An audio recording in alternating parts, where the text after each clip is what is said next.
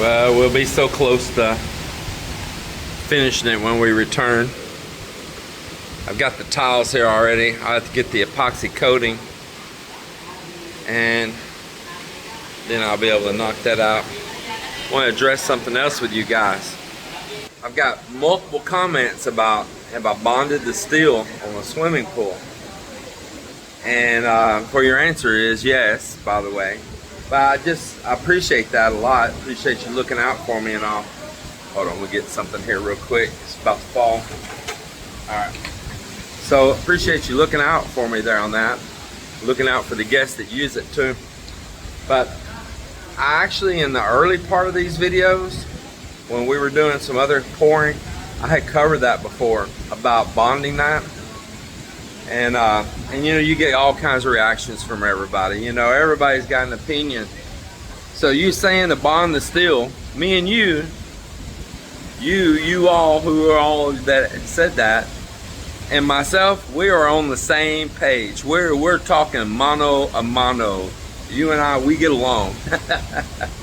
Because that's exactly what I said in the beginning, is that I was going to bond the steel, the grid in this, and bond it to earth ground. So now, some of you that don't know anything about this, let me tell you what bonding is. You're bonding it to the earth.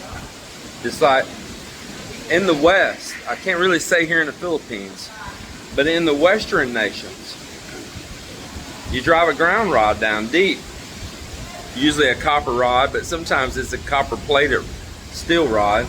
Better to get a pure copper. And you drive it in deep into the earth, and you want it to get down so it's in contact with soil that has moisture in it, okay?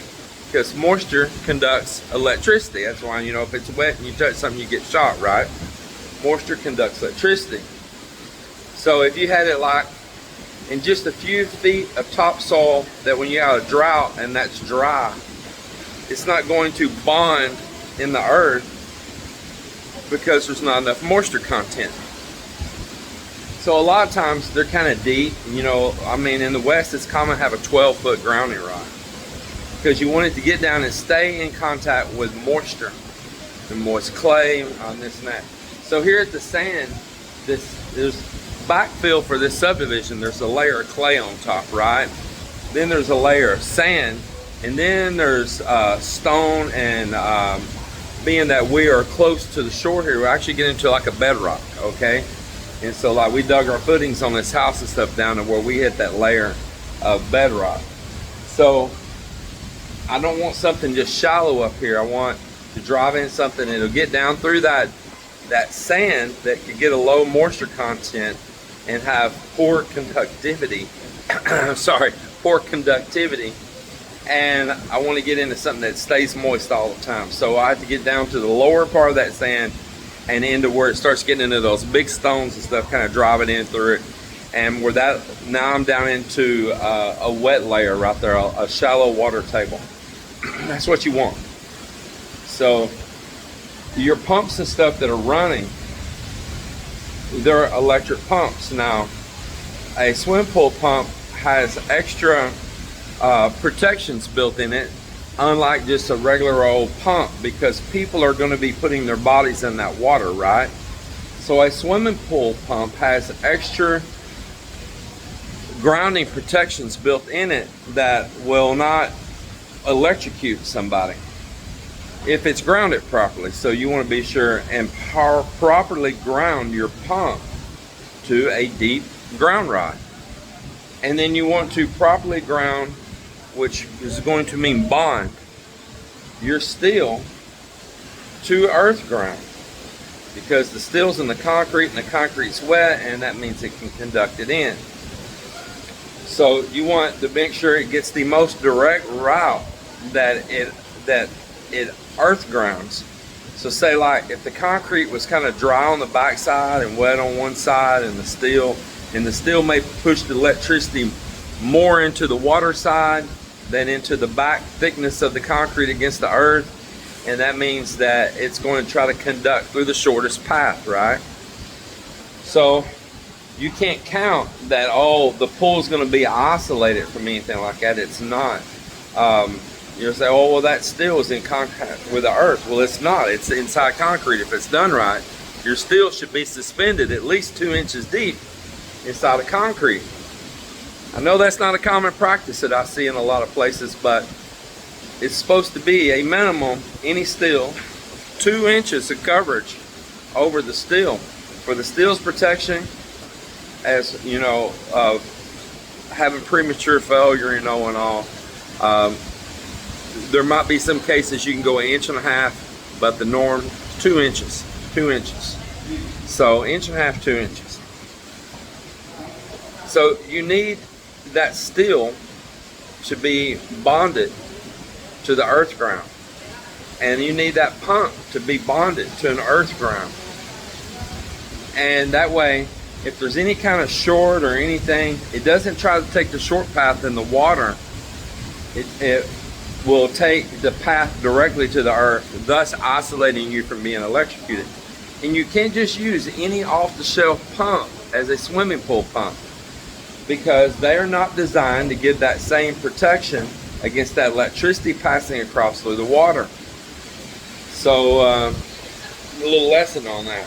So now, when you're bonding, you need to use copper wire. And it's better if it's like a solid core copper. You want something that's not really going to corrode real fast and disappear down in there, you know, the alkalines in the concrete and all that, you know, and get it. So it's better it's a nice thick core. So what you want to do is you want to wrap that copper around that steel for a ways. And then you can use different types of bonding clamps. There's like Akron style, there's different styles, C style and all that. And you want to, hold on a second. And so you want to fasten that and tighten that down good. Now, I personally choose to wrap it and to put more than one clamp along the way. So that means you might need to get your clamp slid up on some of your steel while you're setting it. Now, I'm gonna be honest. When we were setting all this steel back a while back before this last series, so I had a first series of the pool, then it took a break for a while when we did the pergola and some other stuff, and then we came back and we picked back up in on doing a series of the pool again. Well, during that time, I bonded this. I didn't get it on video. There's other steps I didn't get on video. Oh, up here on the house on this deck, we've had this drain right here. We got them all up here. And you see right now with these storms, it blows all this stuff off these coconut trees. And you can see it plasters. It's a bad enough storm, it'll be stuck all over the glass too. But these got 2 baskets in them. It's got a top strainer and then a below another strainer. Of course, you gotta do maintenance and clean those out. See, the water flows and it'll block them over like that. We just cleaned them yesterday, but because of this tropical storm here right now, it's blowing in more. But this one over here never flowed into it just right. When we did the tile, a little bit of water stayed right over there right before it got into the drain. And today I bought this long drain. They didn't have them before. I could order them online, I just never did. But today I looked and they had them. This long drain right here. And I said, man, Joel, go cut that out, that in, so it'll come back this way and that way. The pipe, drain pipe hole is right in the middle. So that's what he's doing. And he'll get that in and get it recessed down in there. Man, that's gonna be a blessing. Because it was always end up holding water and we'd have to sweep it into the drain. But now it won't. Be sure and set that thing as low as you can in there so it don't hold no water back. And it won't be able to clog as fast too. It's got a little bit more grate to it. Because this one here's the one that caught it the worst. And I picked up tile for the outdoor kitchen here. We never did follow through on. And I picked up tile for that. Got this, you can't really see it real good. It's got plastic over it, but it's really pretty when it's all cleaned up. See here, I'm wiping this residue off with my finger. It's a real pretty tile, black like that. and got it to go around right here. He'll set the sink and all. So that's gonna be nice because I really want to go back to using the outdoor kitchen. And while I'm gone, they're going to skim coat this. This is skim coated, but it's never been primered or painted. And none of this across the back up here, we never primered or painted. Everywhere else we did, around the corner we did, but not right here on the very back. So while we're gone, they're going to do all those tasks. So this will get tile and sink put in while we're gone. This will all get finished. I'll get with Miller to get the guy to come down and make the jealousy windows to go in here while we're going and pay them. And they're gonna paint this pipe. And Joel, this blue pipe right here, we can just remove it. Yeah, just cut it up there. Be careful, there's that other electric tube right behind it. We can just remove this, no need for it now. But y'all paint that one there, and when they do this, paint that tube also. Yeah, yeah. So that'll be really nice to have this all back going again. Yeah, we got a guest here right now. Yep, we got some guests here. So inside the kitchen in there, man, you cook something in there, the whole house smells like whatever you cook, and the smell just lingers. You clean pots and pans. They are so used to letting big chunks of food go down the sink, and garbage disposals aren't really a thing here. Something else to go out too. They're used to using outdoor kitchens that's more direct with a drain. So this outside sink here goes to a separate septic that's really close, and it drops really fast right to it. No problem. And that way I don't have to worry about any other plumbing getting clogged up or nothing. It's up here and it's just making a straight fall right on down. So you don't have the smells, you don't have as big of a mess. I mean, I'm literally going to have it back here to where we have pots and pans out here and all, just like before, where we weren't even using the stove in the house, but only up on occasion or if we were baking. But all that frying and stuff happened out here, and that's exactly the way I wanted it again. I liked it like it. I liked when we were just using the outdoor kitchen. So anyway, I'm gonna head down here. We got guests that showed up. Wow, I cannot wait until we come back and we finish all of this. Cannot wait, man. Check that out. Is that cool? They're roughed in right now, so it looks like some Fred Flintstone stuff right now because it's just roughed in. But when I come back, we'll put a final coat over that, and all of that over there with those lounges is all going to get tile work. So the spa area will be a lot of tile work, but it'll just set it off, and then tile around the top. There's going to be tile on top of the treads on the steps, and tile around this outside right here. And a tile band, I've already bought it. It's real pretty going all around.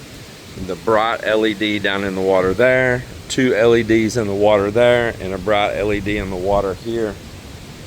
Wow. And then some accent kind of lights there now from above, and a water feature over there with a cool light in it too, shining into the water as it comes out. The water will be lit up. Wow, wow, wow. Wow, it's gonna be awesome. I don't know if I'd even be able to make you guys videos anymore because I'll be chilling over there. I think that's gonna be my lounge right there. Either that one or that one. Either that one right over there or this one right here.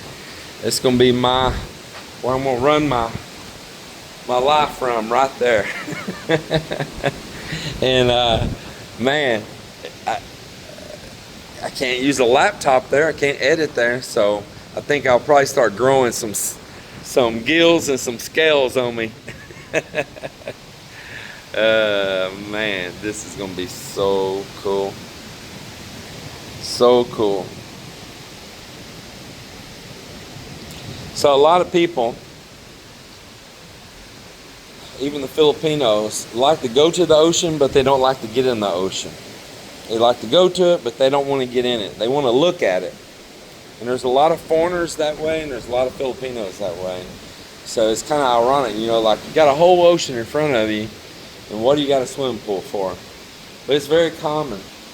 A lot of people don't want to get in the water. There's a lot of Filipinos, the majority don't even know how to swim. You think, man, you know, you're an island nation and rivers and water bodies everywhere. But the fact is, most do not know how to swim. As ironic as that is. And they like a protected environment of like a pool. So, but going to a pool is a big thing. But even then, a lot of times they don't swim. They just like to sit by the ambience of a pool. Because still again, they don't know how to swim. Yeah. So we got this pour to where it's going to get tile. All underneath this pergola is all going to be lit up. So every other one of these beams has a socket. Now I'm going to put low voltage lights in this, like the landscaping lights are. They're all going to be 12 volt AC/DC lights. They can work either way.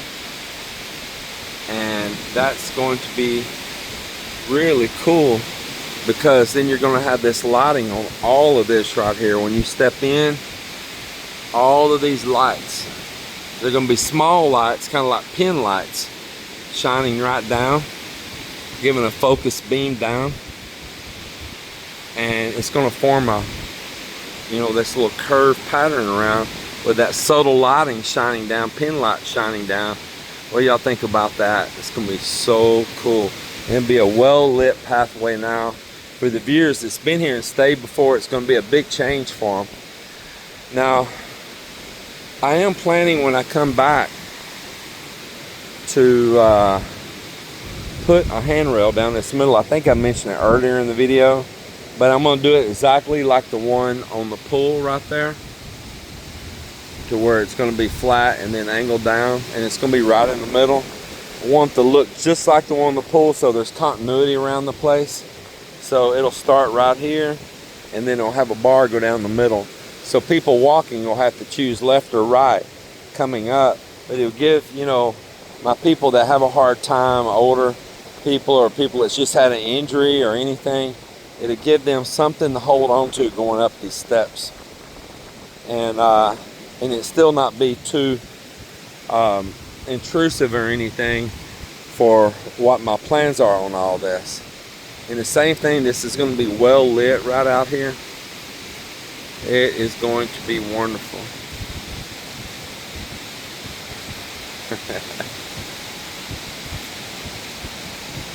Yeah.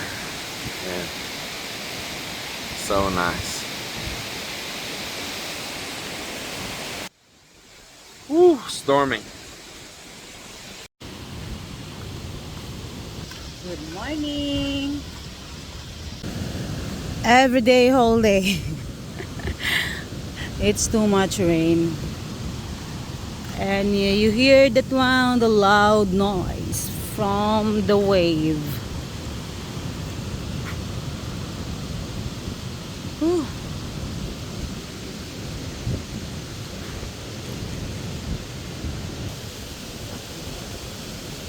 But anyway, I just want to enjoy my morning coffee. Kape tayo. Let's have coffee.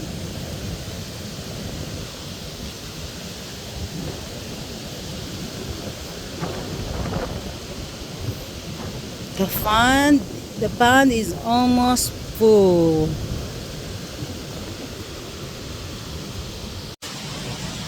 I don't know if I can able to go to the market. I'm about to go now actually. But this hard wind and rain back again. Of course, I'm just going to use e-bike only, and I don't want to catch up this heavy rain because you know the e-bike is small, so the water is still gonna go with me, go inside the e-bike. Thinking to use the truck, but the problem is the parking. I need to buy the bread and some bacon because we have a guest today. We're so close to flying out of here, and we fly from Iloilo to Hong Kong, and then we fly out of Hong Kong heading to Dallas. And I just can't believe the luck. And you know, I guess it's all overcomable maybe, but man,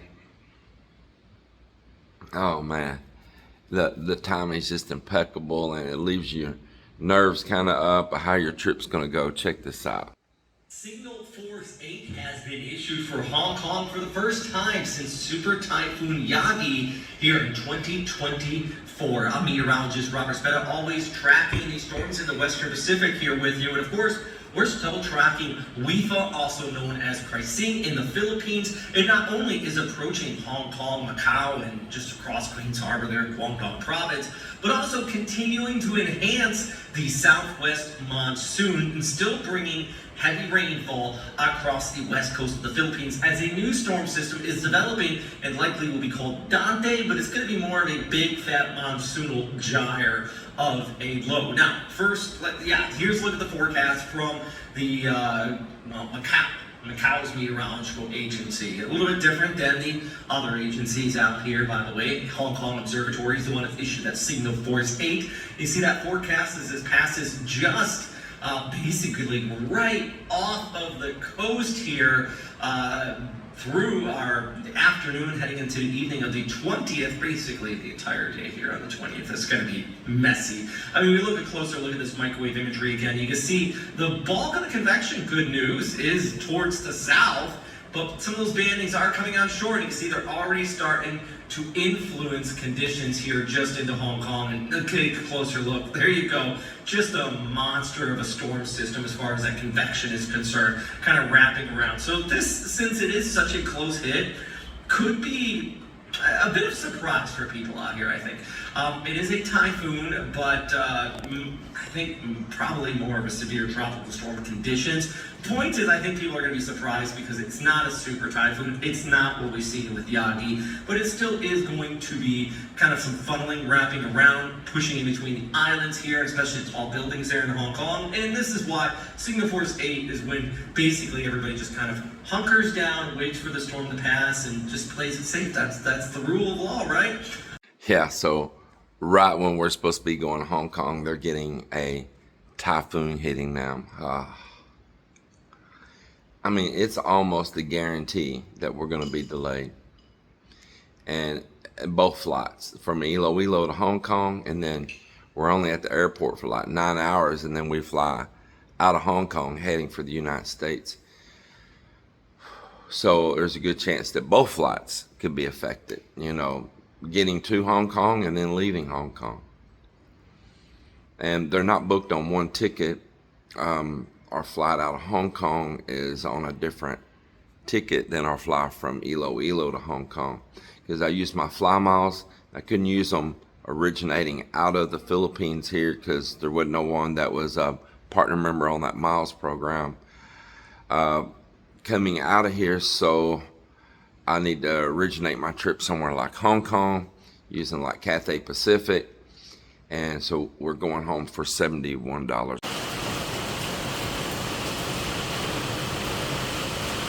Non-stop raining. So our guests, they've just been eating their breakfast, and now here it's time to preparing our lunch or brunch. So today is the long bean. That's our menu for today, adobo long bean. And over here, it's really more than perfect match for the long bean. I got a fried milk fish and this one, the dried fish.